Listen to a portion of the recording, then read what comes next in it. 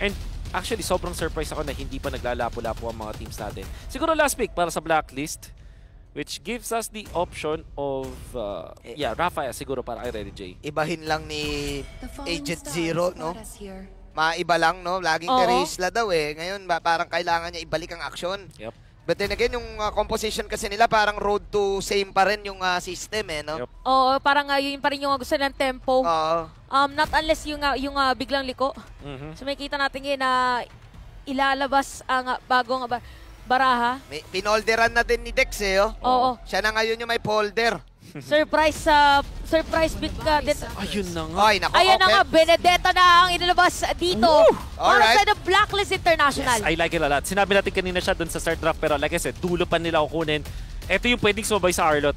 And this makes a lot of sense for Blacklist. Lalo tuloy, nagiging strong yung case for Angela, last pick for Blacklist. Which means AP Brent, kailangan handa sila dun sa specific pick na yun. Which typically ang inahanap doon mga Edith para meron kang pang tunaw, kaso sila mismo yung nag-ban. So what will be your Ogwen hero in that case? Maybe Tormino? Minotaur, yes. Agree ako doon. Kala ko bagong hero, Minotaur pala. Minotaur, Tormino. Digi kaya? Cloud. Naban eh, binan nila eh. Ayaw nga pala sila din yung nagban ng Digi. Irithar or Claude could be good for AP Bren. Feeling ko nga Minotaur, no? Or something na Ricoy, panggulat. let's go. Ruby! Sabi natin kanina yung Ruby sabi na. bagay doon sa lineup ng Blacklist International, pero makikita natin yan sa kamay ng AP Bren.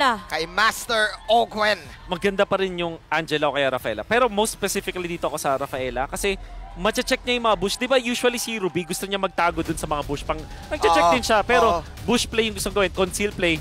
Rafaela ay sa hero na pwedeng humarap doon, na parang pigilan sila. Pero iba yung narinig ko. PNK! Okay! Biglang liko ngayon na direksyon ng draft ng Blacklist International. This is Rene J set up on the Akai. Pinag-uusapan kanina ni na H2O na Rene J Cho na lang, pero hindi. Okay, Rene J set up tank. Yep. Plus Liko. Ito yung sinasabi Chantel. Okay, Liko on the Popol and Kupa. No, Rafaela. Binago ngayon ng Blacklist yung system. Kailangan mo talagang maglabas ng panggulat. Nakita natin ang Popol and Kupa ng mga unang araw dito sa playoffs at gagamitin nila ngayon para dito sa ating laban. Anong pinaka-crucial factor or pinaka-mapapansin natin with the draft? Yep. Team fight for sure para sa Blacklist, napakaganda. Para naman dito sa AP Bren, it's their sustain. So, longer fights ang hinahabol dito ng AP Bren. Blacklist International gusto nilang mangsagasa. Ang taas din ng damage output nila. Nakita niyo yung macro DPS coming out from Blacklist International. If they just stick together, kung maganda yung early, at least hindi sila mauhusan sa early game, normal yung first few minutes natin, they're gonna be A-okay sa mid-game. Again, this is game number 5. Kung ikaw ay part ng Hive, ito na ang chance para maging kampiyon. Kung ikaw naman ang agent, lahat ng suporta, kailangan mo nang ibigay para sa Blacklist. Sensui instincts with the Popol and Kupa. Ito ba ang key? Rene J na din ang setup hero. Binabantayan si Kyle. Okay, alam ni Kyle. Kita niya si Rene J. Kaya parang muna, more on face check lang. Binate niya if ever na doon na dadaan dito si Rene J. So probably ay magiging tahimik na naman na early to mid-game para sa dalawa. Depende na kung may mga bigla ang setup play. As I remember, nung Season 6, Blacklist organization din ang nagbigay nitong spotlight sa Popol and Kupa. Tama. Utilizing the push ability with the objectives. Now changing things up. Pwede mong i-combo yung heavy spin doon sa knock-up mo this time. And ito yung sinasabing abangan ng mga heroes na bago sa paningin natin. Ito nakita natin emblem, something unusual, Wolf. I guess parang wala naman. Ruby with the Brave Smite, this is pretty standard. Pero naka-pull yourself together siya. Usually yung pull yourself together or yung pangtanggal ng cooldown, ginagamit siya sa mga, yung malaki talaga cooldown kasi percent base siya eh. So para mas malaking impact. So ito lang yung siguro kakaiba.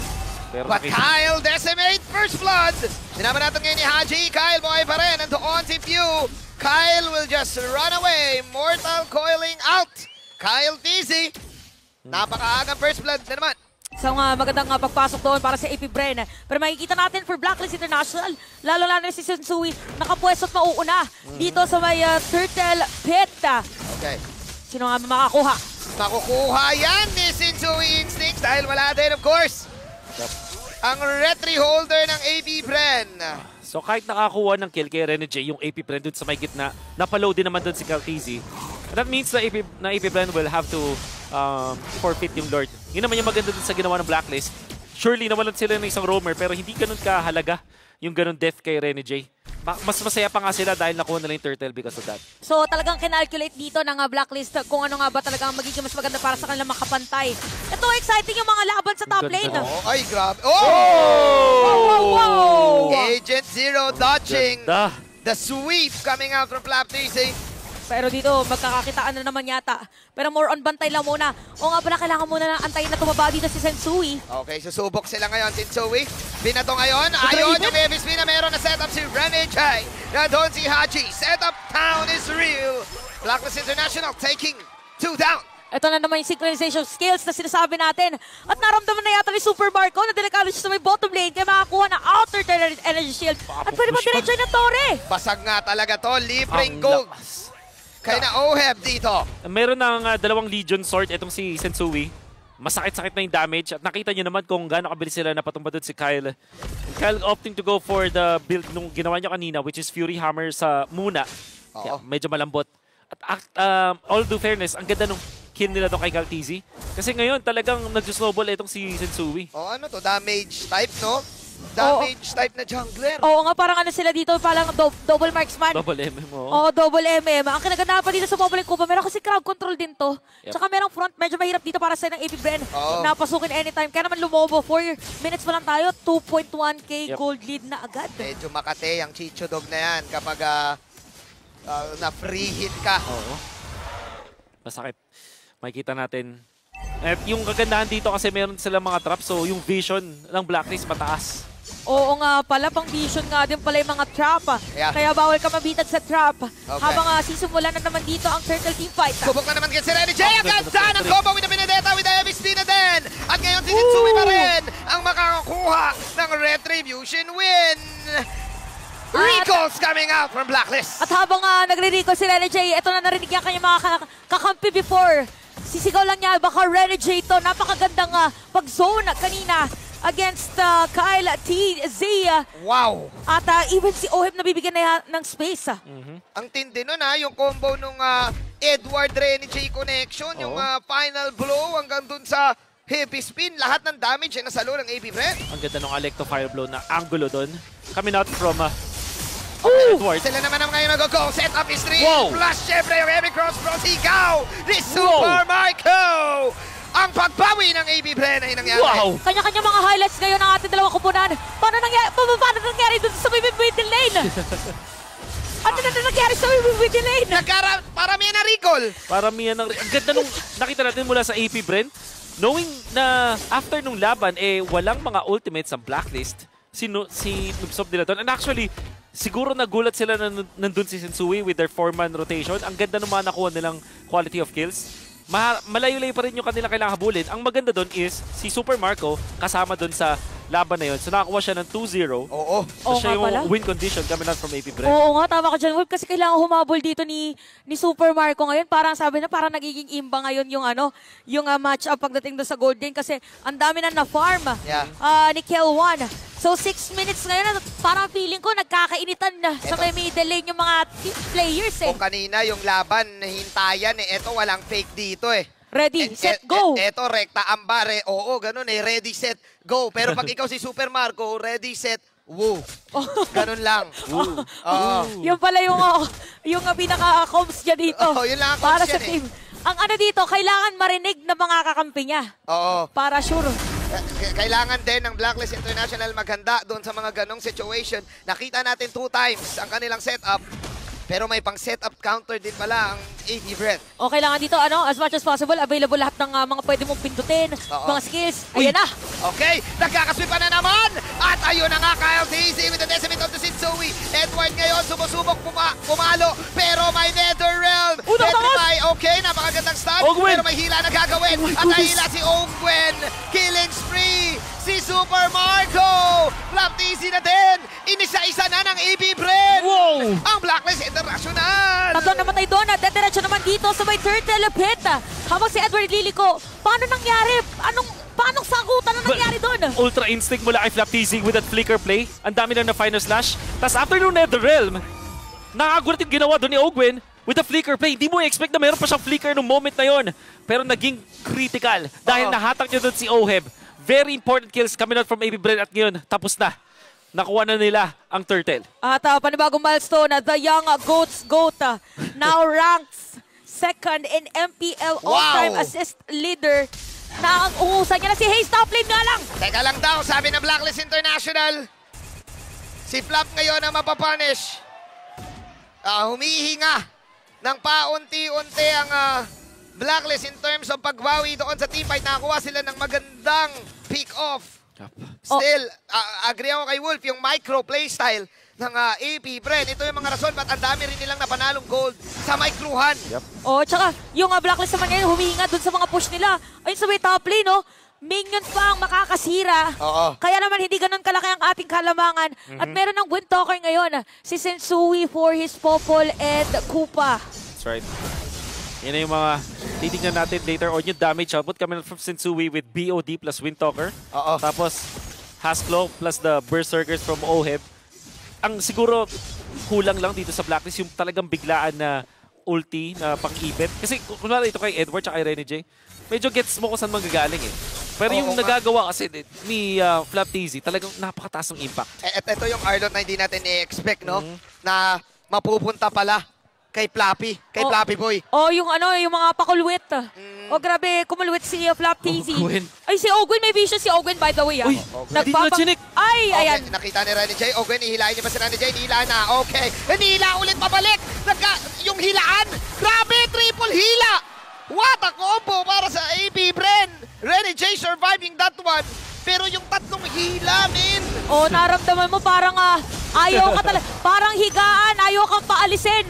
Apat na hila pala yan kung iisipin mo. Kasi few. Si Super Marco lang walang hila pala dyan. Kaya pala patalon yung mga skills din. Pero ngayon na nakikita natin na medyo nagsastruggle pag merong crowd control ang Blacklist International. Ba kailangan nilang gawin dito sa Lord teamfight? Renny J stalking. Everyone. Flicker. Okay, hinila na naman. Patay yung Chicho Dog, hinila na. Nagkahilaan. Final blow kami para kay Edward dito. Pero ayun, si Super Marco na nasa bandang Genji. Kinagat ng aso. Pinanatan ni Oheb. At yun na, mararamdaman mo na yung kagat ng aso. Haji ngayon with the first down. Masakit yung aso. May rabies yung aso, mga kaibigan. Yung husky na dala ni Sensui. At parang ang play ngayon ng Blacklist International para dito is catch the ball. Ibabato ang bola, ngangat-gatin dito ng Husky. Ni Sensui, kaya makakasira na sila ng Tori dito sa may middle lane. From Chicho Dog to Husky Dog, Sensui, mga kaibigan. Naka-max fight yung aso. Parang mahihirapan pa tumipensa dito sa may middle lane. Oy, pero dediretso ang AP Bren. Dediretso, tinatarget nila ngayon si Sensui. Ngayon si Renny J, namumula, umiikot si Renny J. Walang aso ang AB Bren, meron silang Tiger. Pero mas matindi yung rabies ng aso dito. Ang ganda ng pinakita nung Blacklist International with their recovery. Alam na nila gusto gawin ng AP Bren yung mga hatak. At ang nangyari is yung AP Bren committing onto Renny J. Understandably, na pwede mong bigyan talaga yung hero na yon. Pero nandun si Edward to follow it up. At yun na. Vintage Agent Zero with the push. Kahit ma-punish, ay, nagamit na yung second. Final sweep. Makakawala ba si Edward? Hindi na. Pininish off ni Super Marco. But that's a tower down. Pero huhulaan ko yung gusto mo sabihin dun sa sentence mo, Wolf. If ever man na-punish siya, okay lang. Oo. Kasi middle lane ang nasira niya. Exactly. At yung wave dun sa may gitna, gusto na Blacklist International na ma-push. Kung sakaling magkakaroon ng Lord ulit next time, dyan pupunta yung Lord sa ngayon. Kung titingnan natin yung health ng mga Tore. At ito na naman si Ogwen. Mas pata ni Renny J. Masakit yung late game burst na meron. Yung Blacklist. Ang ganda sana ng ila dito eh. Oo, kaso. Nadamay pala yung Husky. Nakita mo yung Red Realm dito, dalawa lang yung kasama. Dalawa lang sila. So hindi natulungan si Super Marco doon. At isang kagat may stun din kasi agad na instant, halos instant pala. Yung Popol and Koopa. Pag nakagat ka na nga talaga ng aso. Wala, pag nakagat ka ng aso, dapat mag-ready ka na eh. Para to sa totoong buhay lang, anong gagawin mo syempre pag nakagat ka ng aso? Ito yung sasabihin, yung aso hindi nangangagat, pero biglang ganun yung Biglang gagawin. nagahalit pala. Anong ginagawa mo dito? Ganyan nangyayari. Pero 7-6 ang ating score. Look at the items. Masakit na din mga bola dito ni Oheb. Oo. Grabe kasi pala yung DPS na Wolf. Kaya para pagdating sa teamfight, mas gusto ng Blacklist na sila yung pausbong or pasugod. And every time na yung ginagawa din kasi dito ni Few is yung Netherrealm, what they need to do is just isolate etong si Few away from his team of the team. Ay, nako. Nakita sila nung Gusto nilang baragin yung... nito. Oo, nakita yung Conceal, AP Bren. Naramdaman nila ang bangis ng Rabis. Oo. Naramdaman nila na Makati ang Rabis. Kinagat yung Tiger eh. Kaya, ganun talaga yung nangyari. Kaya nag-refocus muna ang AP Bren dito. At dahil natikman na nila or nila ang Arabis, medyo may tanning na ngayon. Oo. Dahil abot na rin tayo ng late game. Kailangan nilang magpa-injection. Oo. Anti-tetanus tsaka anti-rabies. Ano klaseng injection ba ngayon ang makakasolve? Si Flap. Si Flap. Flap. Tsaka yung anti-tetano ni Few. Gaano kakunat ang balat ni Flap Easy Oo. para dito sa Husky ni Shinjui. Parang yung Husky dito na Sensui, road to werewolf yata. Oo, okay. Mukhang totoo na yung laban na to. May nakam na gagawin. World Watch D out, coming Edward. in pero nag-ipit. Zone lang muna at yung aso yung nakalasit. Sa lahat pa naman ng mga kalasit, aso pa. May laban na gagawin ngayon ng AB Bren. Pero medyo Makati talaga. Nandoon ngayon si Super Marco. Nag-green shot. Super Marco tumatakbo. Inaabot ngayon ni Edward. This time lumalamang ang AB Bren. Masyadong mabilis yung Tiger. Yung Tiger sa mabilis. Oh! What a speed move. Pero nahabol pa rin ni Agent Zero. Nandito pa rin sina Ogwen. Dash in, Anli dash yan. Agent Zero, Edward will survive. Blacklist will take the Lord. Si Super Marco nawala. Dalawa naman sa Blacklist na nawala. At ang call ngayon ng Blacklist International, magkili na naman, may hit yung Grave! In-injection ni Flap DC at tinusok ni Kyle DC. Okay, meron tayong tatlong casualty para sa Blacklist International sa kay Lord. Is it worth it for the T-fight? Worth it kung economy-wise at well, hindi naman matatapos yung laban. So, truth be told, parang lang pares lamang sa naging exchange na yun. Napaka-electric yung nakita nating laban. But obviously, hindi makakatapos ang Blacklist International because of that. May second life. Ang ganda nung Netherrealm ni Few. At saka ni Haji, nag-flicker out siya. Actually, silang dalawa. Oo nga naman. Nag-flicker, tas pasok bigla si Haji gamit yung dash, tapos nag-Netherrealm. Kaya medyo nabuhay dun si Oheb at napasama yung pwesto dito ni Super Marco. Okay, abangan natin ngayon. Ang tanong natin kanina kung worth it, lalong-lalo na sa mga nanonood ngayon na dahil kakaibang aksyon na pinapakita ng ating dalawang kuponan. At parang talagang IMU ang nangyayari. magkadikit lang Sa totoo lang, hindi ko nang alam yung nangyari. Ang alam ko lang, balugbugan Ako din Yung Torres sa gitna, doon lumamang ang Blacklist kasi ang laking bagay nung mid-tower. Oo, ang ganda rin nung ginawa daw ni Rene J. Nakita niya lahat ng members ng AP Bren, inipitan niya agad. At habang nangyari yung communication nila is to burst yung Lord. Hindi na nila sinobrang hatak dun sa side nila. Binigyan na talaga nila yung Lord at i-burst yun gamit yung kanilang ulti dun sa kay Sensui at kay Oheb. Yung bagay dito sa Blacklist International is i-burst down yung mga objectives. Yun yung bagay na hindi magagawa ng AP Bren basta-basta. Ayan na. Speaking of, pag mga ganito magkakakitaan, medyo mararamdaman mo na. So, kailangan po nang mag-burst. Ngayon na-burst. Parang hirap i-burst ni Sensui. No, meron kasi siyang... May Chicho kasi. Oo. Ang hirap din namang pasukin dito ni Oheb. Kasi friend siya ng may Chicho Dog. Oo. May Husky Alam mo naman sa totoong buhay, pag may kasamang Husky, ayaw mong baragin Husky nga yan Oo. May... Ano yun? Gusto ko ba sana Sige na nga Ayun na yun Pero tama. Basta hindi na nga agad beware of the dog. Yun na lang yun. Beware of dogs. Yan, tama. Lamang para sa akin ang Blacklist dito sila ang i-control kasi yung damage output ng burst ay nakita natin. AP Bren, they need parang malayer yung skills nila ng tama on the right target, on the right time.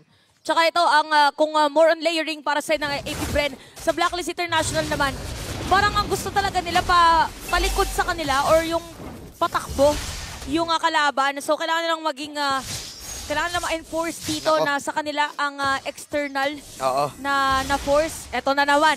16 minutes, almost magsa 17 minutes. Magkakaroon ng reset pagdating doon sa may Lord. Uy. At by the way, napakasipag. Ito na yung punishment Edward. nila sa long May wrap around. Okay, Few, meron naman siyang natira dito na punish siya ngayon ni Edward. Pero binabanatan ngayon si KDE. Machine! Free hit Super Marco ngayon! So napakagandang out para kay KDA Machine pero walang magagawa. Super Marco mapapunish. Ngayon inaabot si Kyle TC. Yung aso na naman na nakalasit dito ng Lord. Free Lord para sa side ng Blacklist International. Mag-abol pa si Kyle. Kyle TC, ginugo pa rin. Mag-change target pa siya mga hindi. Mortal Coil. Wala nang magagawa ngayon. May trap yung Chicho What a Dog. trap. Kaya na-stun si Flap. Pero itutuloy pa rin to ng AB Bren. Madadiretso nga yata nila dito sa may gitna. At aalis na lang muna disiplina ang paiiralin dito ng AP Brent dahil meron nga din namang Lord na mag-march na dito sa may middle lane. Paano ikakapitalize to? Uy, wait lang, sakit na rin ni Super Marco. Makate yung second skill combo. Yung yung way para makapitalize to, yung split push ni Edward, yung magiging crucial. Tapos, yung gitna kasi kayang i-all-in, yung mga torre, kayang i-all-in nung ng Chicho Dog. Oo nga eh. Mind you, nung season 10, nung lumabas yung Benedetta ni Edward, ito rin yung parang naging key nila. Yung split push. The long lane. The long lane split push na hinatid ni Edward together with the Husky Dog damage.